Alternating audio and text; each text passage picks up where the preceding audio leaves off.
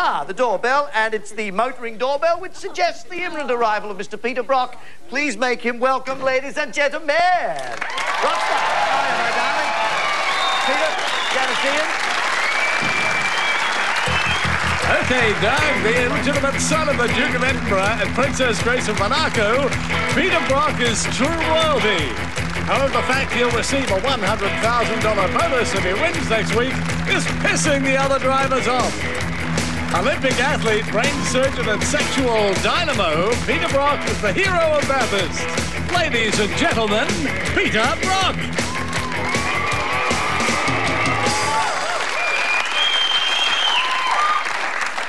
Oh, dear. Could you excuse me? Those peanuts weren't such a good idea. I might try and whistle. Do you mind? I've excused you always. No, it's getting better. The Brock's still... Oh, I'm sorry. Now I've spat peanut all over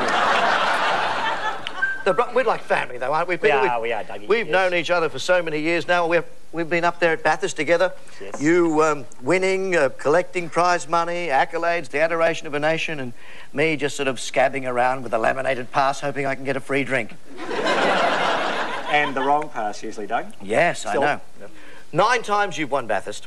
Bathurst is next weekend. You're going for your 10th victory. If you achieve your 10th victory, you get an additional $100,000 put up by Tui's to create more of a spectacle. You feel good about that, or does that add to the pressure, the already immense pressure? Look, no, I feel good about it. I mean, there's a bonus scheme I think that people have mostly in their jobs, whatever it might be, so I feel that, look, that's just something in the future.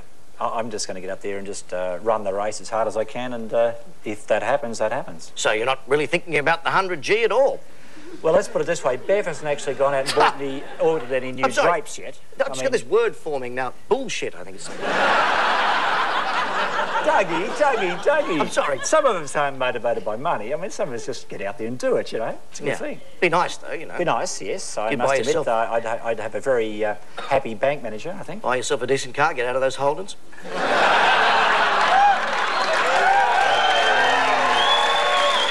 He's quick. He's quick. No, and he's always had this thing about Holdens, haven't you? I'm a Holden man. You secretly like him, don't you? Yeah. My dad had an FJ, ladies and gentlemen, many years ago. We had to put, I remember, a 500-pound bag of sand in the back to keep it on the road up around the Spit Corner. And then, of course, he followed that up with an FB, CAG 206. Yep. The registration number, I remember, it was Arctic White with a pink flash up the side. Special, obviously. A special, of course, yes, which had the little orange readout that went round the Speedo. Yes. In America, Chevrolet had a version. Instead of a needle, ladies and gentlemen, they had a little green tag that went up to about 60 miles an hour, and then it went orange between 60 and 80, and then a skull and crossbones emerged after that. That's a fact.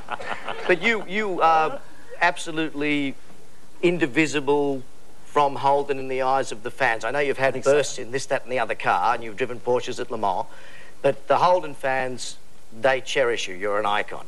It's an awesome responsibility, really, isn't it? Well, I don't know about that, but my father, for instance, sold Holdens in 1948, and he sold Holdens for years back through the 50s and into the 60s, so it was just natural that I got a phone call from a guy called Harry Firth in 1969, and he rang me up and he said, I'm forming a Holden dealer team, would you like to have a drive?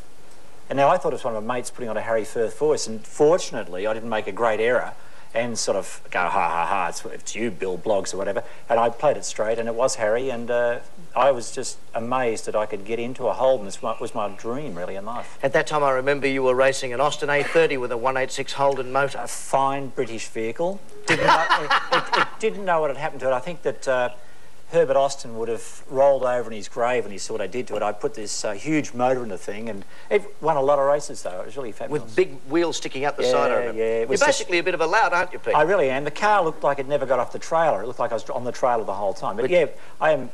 So I once set the lap record on the last lap of Bathurst, as a matter of fact. I just sort of thought, I'm going to do this. Yeah. It felt like a good thing to do. Instead of easing off and winding down when it was cool. Well, you see, I thought Alan Moffat was doing the commentary at the time. His car had broken down early in the day, and I thought... They always did. Yeah, well, we won't go into that, but... Anyway, Alan was with Ford, ladies and gentlemen, by the way. Four-letter dirty word, but he was... Four-letter word beginning with F. Yeah, that's it. Anyway, he drove around and broke down, and anyway, they seconded him up to do some commentary, as you'll be doing next weekend. And I knew that Moffat would be sitting back there saying, Peter will be hearing every little noise. You'll be hearing that diff starting to rattle and everything else. And I thought, I'm going to show him. I'm going to show him this car's running perfect. So the last lap I went hard as I could, and everyone said, Brock, you're nothing but a mug there. And I thought, you're probably right. But he does it so well, doesn't he? I mean, really, well, a mug there with a sense of style, a silk shirt and smart brogues. Yeah. You're looking terrific for an old bloke. And I like, tonight too, Doug. Thank you so very much. Attractive. If Mind you, I thought there was something missing.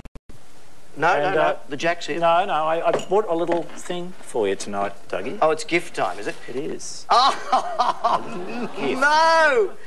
It's a fez with Holden Racing Team on it, and it's a... Oops. Oh, I'm sorry, I've lost the badge, but we've got the general... And it's just my size. It's just extra very large. Attractive, isn't it? Extra large. Thank you very much, Pierre. That's right. extremely generous of you. And that's, of course, recommended by the Australian Safety Council, is it? That's it. That's the full Bathurst It's impact proof.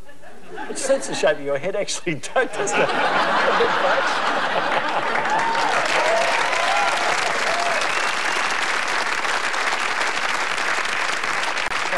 Well, I don't know if it actually suits the shape of my head, ladies and gentlemen, but it does cover the circumcision scar, and I think that's for the best. Thank you very much for coming in, Peter. You'll stay with us and do a little bit of painting. Absolutely, Doug. And you'll participate in our bedtime story. I shall do. And you'll win Bathurst next weekend. We shall attempt. Give it our best shot. Please. Peter Brock, ladies and gentlemen.